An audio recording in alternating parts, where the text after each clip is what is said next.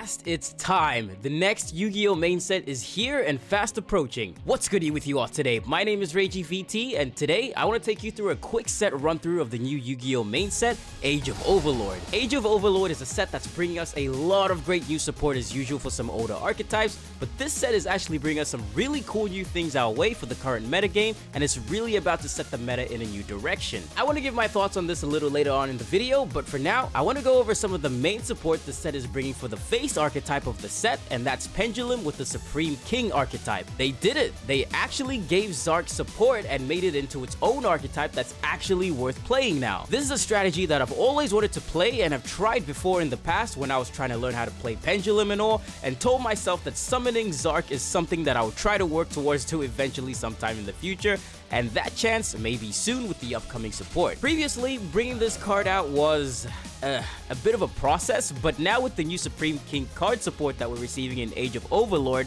this is about to be made much easier. Of course, I will be taking a look at more of what we're getting in this set outside of the new Pendulum support, and again, I do want to speak some things on how I think this set is really going to bring some good change to the Yu-Gi-Oh metagame a little later on, but for now, let's get started by taking a look at some of our new cards. So up first with our monsters, we have Supreme King Gate Magician, a level 7 Pendulum spellcaster with the Pendulum effect that reads, Supreme King ZARC you control cannot be banished by your opponent's card effects. During your main phase, you can destroy this card, and if you do, place one Supreme King Gate Pendulum monster from your hand or deck in your Pendulum zone except Supreme King Gate Magician. You can only use this effect of Supreme King Gate Magician once per turn. Following on to that, its main monster effect reads, if you have a Supreme King Gate card in your Pendulum zone except Supreme King Gate Magician, you can send one Pendulum Dragon, Xyz Dragon, Synchro Dragon, or Fusion Dragon monster from your hand or extra deck to the graveyard, and if you do, special summon this card from your hand. Okay. If this card is special summoned, you can add one card that mentions Supreme King ZARC from your deck to your hand, except the spellcaster monster. You can only use each effect of Supreme King Gate Magician once per turn. Right away, I love that they're referencing the other already existing Supreme King Gate cards that already exist in this game with Infinity and Zero, and that's a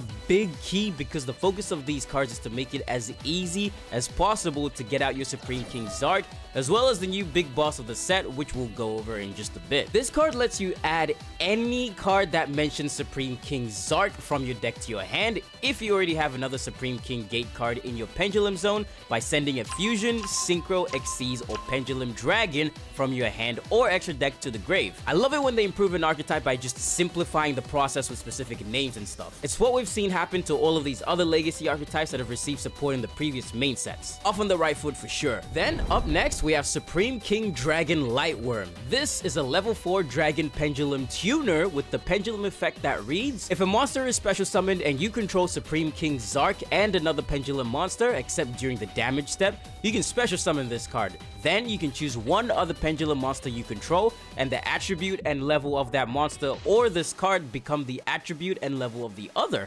Very interesting. You can only use this effect of Supreme King Dragon Lightworm once per turn. Going on, its main monster effect reads, if this card is normal or special summoned, you can add one face-up Supreme King Dragon or Supreme King Gate Pendulum monster from your extra deck to your hand. Then immediately after this effect resolves, you can Synchro or Xyz summon one Supreme King Dragon monster. If a face-up Pendulum monster you control is destroyed by battle or card effect while this card is face-up in your extra deck, you can add this card to your hand. You can only use each effect of Supreme King Dragon Lightworm once per turn. So as long as you control the Supreme King ZARC, this card can be special summoned easily and has a pretty nice level and attribute swapping effect. This can come in handy for some setups, and just by normal or special summoning this card by its main effect, you can add any Supreme King Dragon or Gate that's face up in your extra deck to your hand, and then immediately Synchro or Xyz summon a Supreme King Dragon monster. That's really nice. I really like that the Supreme King Dragon cards like Clearwing and Dark Rebellion are being paid attention to as well. We're headed in the right direction for sure because those cards are not half bad with their effects. You're definitely being given a lot more option with how you can play this whole Supreme King ZARC strategy. And speaking of, coming in big is our brand new big boss for the archetype, Supreme Celestial King Odd Eyes Arc Ray Dragon.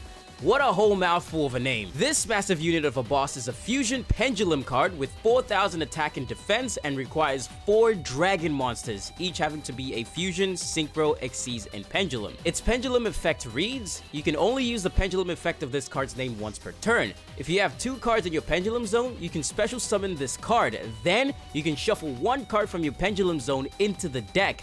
Then, if it returns to your extra deck, you can special summon it, ignoring its summoning conditions. That in itself, first of all, is crazy. Its main monster effect then goes on to read, this card is always treated as Supreme King ZARC.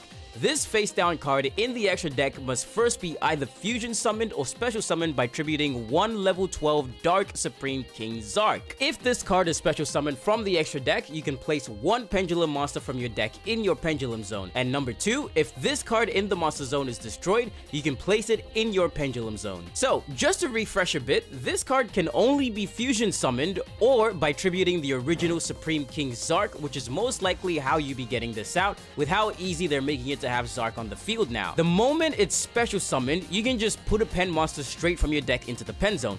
That definitely comes in handy. And when it's destroyed, you can move it straight to your pen zone as well. This card is designed so that it's just always present somewhere on your field at all times, and with Dark ZARC being able to just pop out now, it makes this whole strategy just so neat to play now. I will admit, I was expecting a little more power with its effect, but what they've done with this is enough. And that's it for the monsters that we're getting. It's only 3, but what these 3 cards do for this archetype is enough. The gates are really open for you to really play this archetype now. Alright, so moving on now, being a pendulum focused set, of course we're gonna get some spells to go with the new cards. We only have a couple this time around, so let's go over both the spells and traps that we're getting now. First up is Pendulum Evolution, a continuous spell card that reads, you can only use the first, second, and third effect of this card's name each once per turn. Effect number 1, you can shuffle 1 Pendulum monster from your hand into the deck. Add 1 Pendulum monster with 2500 attack and a different name from your deck to your hand. Right, I see. Effect number 2, if you special summon a face down Pendulum monster from your extra deck this turn, you can activate this effect. Immediately after it resolves, Pendulum summon a monster or monsters. Wow. Effect number 3, you can target 1 Supreme King ZARC you control. You can attack all opponent's monsters once each this turn. This card is amazing. I'm specifically talking about the second effect. If you special summon the face down Pendulum monster from your extra deck, which chances are you probably did if you're playing this deck, then this card just gets you another free Pendulum summon. That just opens gates to so much extension. And giving your ZARC the ability to just blow up every monster it can on the field is pretty nice too. Killer card for the archetype. Coming in next is the Light Winged Dragon, a quick play spell that reads, you can only activate 1 card with this card's name per turn. During the main phase, add 1 Supreme King Dragon or Supreme King Gate Pendulum monster from your deck to your hand. Or if you control Supreme King ZARC, you can special summon it instead. That's it. It searches a Supreme King Dragon or Gate monster and adds it to your hand. Or if you have ZARC, you can just summon it instead. Moving on. Coming up to the traps now, and up first we've got Miracle of the Supreme King, a normal trap card that reads, if you control Supreme King ZARC, activate one of these effects. Number 1, destroy 1 Supreme King ZARC you control, and if you do, special summon 1 Odd Eyes monster or 1 Light Supreme King ZARC from your deck or extra deck, ignoring its summoning conditions. Okay. Number 2, place 1 face-up Pendulum monster from your extra deck in your Pendulum zone. Or number 3, set 1 quick play spell directly from your deck. You can only use each effect of this card's name once per turn. This card is awesome. So long as you control the original Dark attribute ZARC, you can summon the new Light attribute ZARC, Arc Ray Dragon for free, ignoring its summon requirements. This card will be instrumental if you're playing this deck. Furthermore, it also lets you place a face-up pen monster to your pen zone, which is handy, or just set a quick play spell directly from your deck. So you can set Light Winged Dragon, activate Light Winged Dragon, and then just add Supreme King ZARC to your hand if you don't control it already. Or if you do, you can aim for a Supreme King Gate card instead. If none of those, you can set any quick play spell directly to your field. Any. This card definitely opens up a lot for the archetype, and they're really showcasing just how easy it is to play this archetype now from what it was. great stuff. And then finally, we have Soul of the Supreme Celestial King, another normal trap card that reads, you can only activate one card with this card's name per turn. Tribute one spellcaster Pendulum monster with 2500 original attack. Fusion summon one Supreme King ZARC from your extra deck by banishing fusion materials listed on it from your hand, deck, extra deck, field, and or graveyard, but its effects are negated unless at least one each of your Pendulum Dragon, Xyz Dragon, Synchro Dragon, and Fusion Dragon monsters are currently banished. So because this card does mention ZARC specifically in its text, you can get it out by tributing the Supreme King Gate Magician from before, and then banish the fusion materials from literally anywhere, your hand, deck, extra deck, field, or grave. Its effects are negated, but chances are you're using this to go straight into the Archray Dragon anyway, so it won't matter too much, but that's only if at least one of your Xyz, Synchro, and Fusion Dragon are currently banished. Man, it can't be stressed how easy it is they're trying to make it for you now. And that's it for the new face archetype that's headed to this new set with Age of Overlord. Overall, I really do like that they're not only giving support to this specific archetype with Odd Eyes and Pendulum and Supreme King ZARC and all, but again, they're making it so easy for you to be able to actually play it. Ever since having tried to learn to play Pendulum a long time ago, I said that Supreme King ZARC is something that I would aim towards to build and play, just to show my progression with Pendulum, a deck type that I'm the least experienced with when it comes to Fusion, Synchro, Xyz, Pendulum, and Link. And I might just get that chance very soon. All this with the other Supreme King support that already exists in the game is sure to make for a more fun time now. I like it a lot and I'm excited to play it. So beyond the Pendulum stuff that we're getting in this set, there are quite a number of other cards and archetypes that you should definitely look forward to and aim to grab if you're interested in any of the new and existing archetype support that we're getting. First up for the new archetypes is Armored XYZ, an anime archetype from Yu-Gi-Oh! Zexal used by Shark that focuses on equipping Xyz monsters from your grave to other monsters that you control using both Armored XYZ, which we don't have yet, and full Armored XYZ to build into larger boss monsters such as Xyz Armored Torpedo,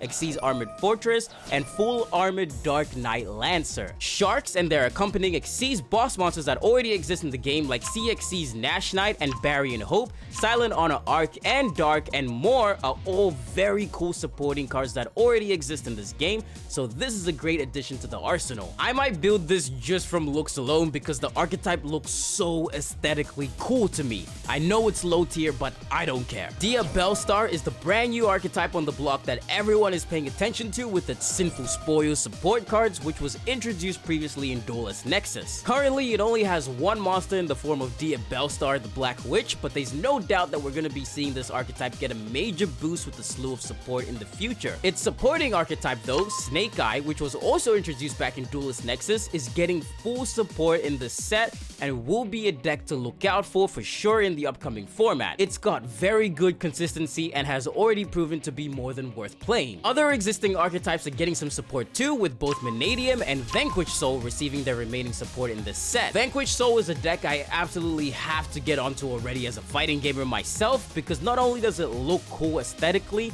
but it's proved to be a very powerful meta contender in the game already. TG is also another archetype I need to hop on because they're at full power in this set now too, with a number of new effect monsters and spell and trap cards, as well as their brand new bosses in both TG Mighty Striker and TG Over Dragonar. And lastly, I know it's not on a lot of people's radars, but Testina is definitely an archetype and deck I want to get around to playing once this new set drops, because it's had me interested since its world premiere debut in Duelist Nexus. But I've been waiting for the support to drop to start playing it. Its ability to control the board using powerful level 10 monsters like Demigod of the Testina and Crystal God Testina, both which were also introduced back in Duelist Nexus, to flip your opponent's monsters face down and then send any remaining face-up cards they might have to the grave, is so good. They are receiving their brand new boss monster in the form of Testina, the divinity that defies darkness, a rank 10 light attribute Xyz that sends all face-down cards that the opponent controls to the grave upon special summon. And if you use Demigod of the Testina to summon it as material, it gains an additional 2000 attack, which is is nothing to laugh at. When this card gets destroyed by an opponent's monster while it has material, you can special summon one Tistina monster from your grave. I know it's not the most meta-relevant archetype right now, but this is definitely a deck I want to play just more for fun because I'm genuinely interested in the archetype and their game plan. Lastly, the two cards that every single duelist will want to make sure they pick up is SP Little Knight, the brand new Link 2 monster that's supposed to rival IP Masquerena in both the lore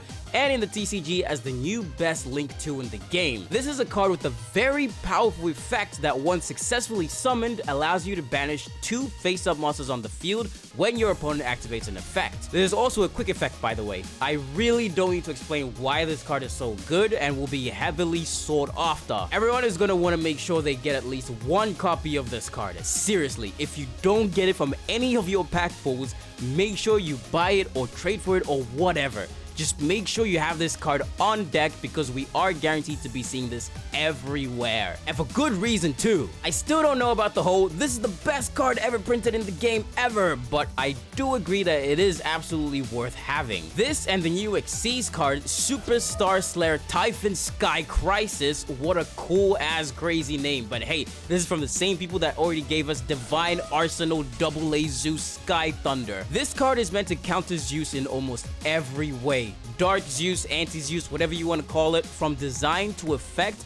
This is another card that you're going to want to grab as soon as possible once this set drops. Age of Overlord will be hitting shelves very soon if it hasn't already by the time this video goes up, and it's sure to shift up the meta in some crazy ways. Meta-wise, I definitely think this is a set that benefits you more if you're already playing a lot of the current meta decks on the block, but other than that, it does good in giving support to a number of existing archetypes already. I'm very keen for a number of different cards from this set and can't wait to show you guys some of the stuff that I'm playing very soon. Going into this next format, I'm very excited to be seeing so many more decks being able to come out and shine way more now that Kashtira Ariseheart is gone from the game. Seriously, this card being axed just opens the doors back up for so many more decks to be able to be played. Whether meta, rogue, or casual, almost anything and everything is back on the table now. Anyways guys, that's gonna do it for the set analysis this time around. What are you guys most excited for in this new set? And what decks are you guys going to be playing in this upcoming format? Whether meta or just casual, I'd like to know. Thanks as always for tuning in guys, and I'll see you guys in the duel arena.